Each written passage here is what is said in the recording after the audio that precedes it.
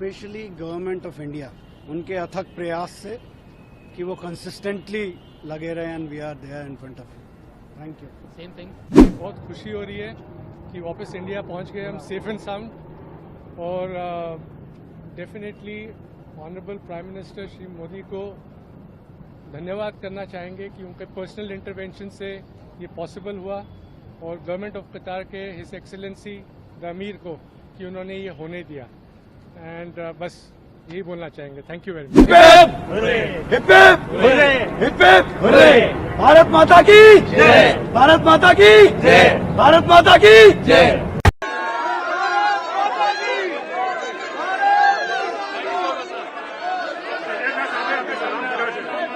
मोदी ने अपनी और इंडिया की ऐसी पर्सनैलिटी बना दी है कि दुनिया की कोई भी कंट्री है वो उनसे बात करने के लिए मरे जा रहे हैं कि यार हमसे बात करें। रशिया ने आई थिंक सो के मोदी को इनवाइट किया था, अब हमारे कंट्री, और मोदी ने वो ऑफर रिजेक्ट कर दी। अब ये देखो हुआ है ये, अब ये देखें कि कितनी ज़्यादा इंपॉर्टेंस उन्होंने अपनी बना ली है। वजह क्या है, उन्होंने खुद पे एतमाद है, उन्होंने पता है कि यार जैसे हिंदी हो गई या गाड़ियाँ, ये जो भी हमने अपने मुल्क में करनी है।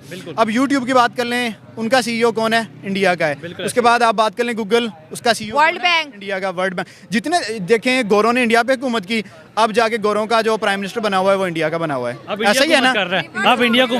अब इंडिया को आते कहाँ से कहाँ पे अपने मुल्क को लेके आ गए हैं। उनकी टेक्नोलॉजी में देख लो आप, एलोन मस्क दुनिया के सबसे अमीर तरीन इंसान है, उसको उसने कहा है कि भाई वहाँ पे जाके आप अपनी प्रोडक्शन करो, तो फिर जाके हमारे मुल्क में अपनी सेल आउट चीज़ें करो, जो भी वो गाड़ियाँ वगैरह बनाते हैं। उसके बाद टेस्ला इंपोर्ट नहीं की, टेस्ला को मैन्युफैक्चरिंग करवाया इंडिया में। बिल्कुल, टेस्ला को मैन्युफैक्चरिंग कराया। उसके बाद सबसे ज़्यादा अहम चीज़, वो मेड इन इंडिया के ऊपर सबसे ज़्यादा फोकस कर रहे हैं। अपने जितने भी एंटरप्रेन्योर हैं उनको वो फैसिलिटी प्रोवाइड कर रहे हैं, और वो हर चीज़ के ऊपर दुनिया के ऊपर छाई जा रहे हैं। इंडिया वाले जिस जगह पे आप देख लो, चाहे चंद्रयान किधर चला गया, उसके बाद वो क्या क्या टेक्नोलॉजी लेके आ रहे हैं। मुसलमान नरेंद्र मोदी को बहुत ज्यादा पसंद करते हैं, और एज ए मुसलमान करते हैं, बहुत ज्यादा करते हैं। मैं खुद कह रहा हूँ, मैं नरेंद्र मोदी को, मैं उनकी जो स्ट्रगल है मैं उसको देख के बहुत ज़्यादा पसंद करता हूँ। एक चाय वाले से जो एक प्राइम मिनिस्टर बने हैं, मैं उनकी स्ट्रगल को देख के वो बहुत ज़्यादा पसंद करता हूँ। मैं कभी तो उनको देख के मोटिवेट भी होता हूँ। और नरेंद्र मोदी काफर है, वो हिंदू है, लेकिन वो अपने मकसद, अपनी कॉज के साथ लॉयल है। वन ऑफ द एग्जाम्पल, उसने भी तोशा खाना, उधर भी एक तोशा खाना है, वहाँ से उन्होंने गिफ्ट लिए, तो उसने सारे नोबल कॉज के लिए लगाया। और हमने क्या किया? इंडिया की जो कौम है और जो हुकूमत है, उनका आपस में एक जोड़ है। हमारे यहाँ पाकिस्तान में ये हालत है कि हुकूमतों को कुछ चाह रही है, अवाम कुछ चाह रही है, जिसकी वजह से इसका असर पूरी दुनिया में पड़ रहा है।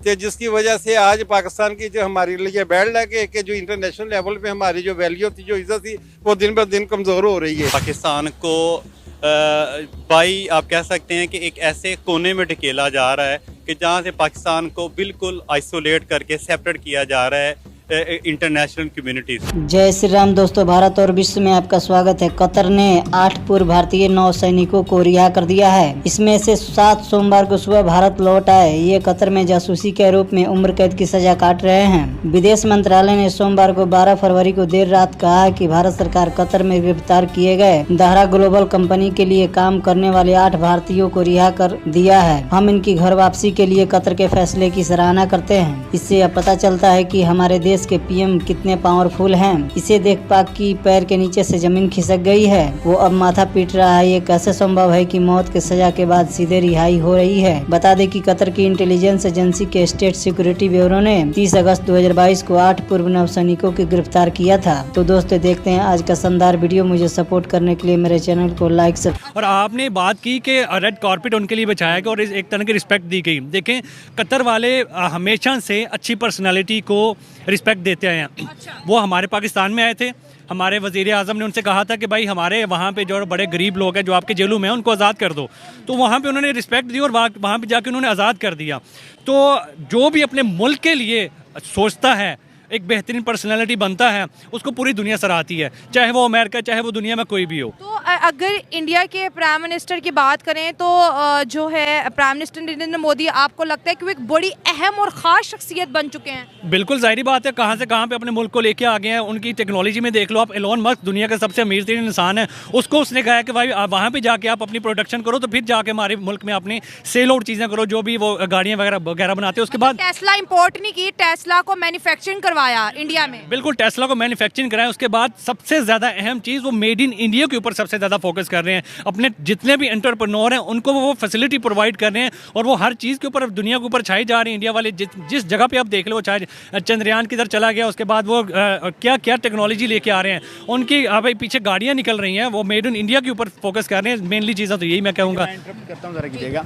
बात रिलीजन पे नहीं करेंगे, बात करेंगे इंडिया की। अगर आप मोदी के टेन्योर में देखें तो इंडिया ने कितनी तरक्की किया भाई ने। जैसे कि आप आईटी देख लें, आप इंडस्ट्री देख लें, अब उसके बाद मैन्युफैक्चरिंग देख लें, मेड इन इंडिया आपको हर चीज़ मिलेगी। वो लोग बाहर से चीज़ें एक्सपोर्ट नहीं करते, इंपोर्ट सॉरी। हमारे कंट्री का देख ले, बाइक से लेके एक छोटे बच्चे के खिलौने तक हम लोग इंपोर्ट कर रहे हैं। उसका खमियाजा किसको भुगतना पड़ रहा है? हम आवाम को भुगतना पड़ रहा है। ठीक है, अगर आप इंडिया में देखें, इंडस्ट्री लगती है, इंडस्ट्री से कितने लोगों के घर चलते हैं? एक फर्म लग गई है, उससे कितने लोगों को मिलती है? देखें, अगर आप एज अ ह्यूमन देखें तो नरेंद्र मोदी अपनी कंट्री के लिए अच्छा कर रहा है। उसके टेन्योर में चंद्रयान हुआ, उसके बाद वो ट्रेन ऐसी, यूरोप ने मेरा ख्याल है कि इंडिया से ट्रेन इंपोर्ट करवाई हैं। क्यों? क्योंकि उनके पास अच्छी ट्रेन्स हैं, वो अपनी कंट्री के लिए अच्छा करें। यही चीज़ है कि एक बंदा अपनी कंट्री के लिए अच्छा कर रहा है, अब उसको एज ए इंडियन देखो कि उसने भी इंडिया को किस जगह से, कतर क्यों नहीं इंडिया के साथ रिलेशन अच्छे करेगा? इंडिया के पास हर चीज़ अपनी है। इंडिया एक इंडिपेंडेंट स्टेट है। हम जो है, हम दूसरों पर डिपेंड कर रहे बैठे हुए। हमारे जो अच्छे लोग हैं वो बिहाइंड द बार्स हैं। वो कतर गए हुए हैं क्योंकि पिछले दिनों कतर ने उनके तकरीबन 8 एक्स नेवी के ऑफिसर जो थे उनको सजाए मौत खत्म करके इंडिया वापस भेजा। नरेंद्र मोदी वहां पहुंचे, कतर उनका शुक्रिया अदा किया। आपको इस बात से अंदाजा होना चाहिए, इकोनॉमी वार है, वो दुनिया की थर्ड, वो एशियन सुपर पावर है, वो दुनिया की थर्ड बिगेस्ट इकोनॉमी है। आप क्या कर रहे हैं? आप मांगे तांगे कि ये ऑरेंज लाइन बनाकर, ये I am not a big fan of any like politician, but the point is that जो कैदी नंबर 804 है ना, he is a more like reluctant. लेकिन उसकी मिसाल ये है कि मैं बहादुर तो हूं मगर हारे हुए लश्कर में हूं।